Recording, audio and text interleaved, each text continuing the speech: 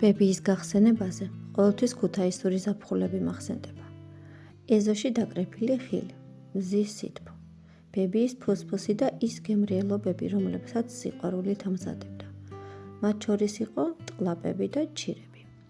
ყველაზე ტკბილად მახსოვს მჟავე ტყლაპები, რომლებსაც ბებო ხის ჯოხზე გასაშრობად გადაკიდებდა.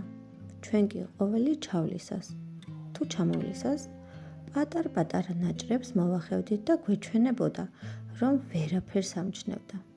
იქ, ჩემს ქუთაისში, ზრუნვას, შრომას და გაზიარებას ჩვენ დაუნებურად ვსწავლობდით. მაშინ ვერ ხვდებოდი, მაგრამ დღეს ვგრძნობ, რომ იმ პატარა საქმეებში დიდი სიყვარული იმალებოდა.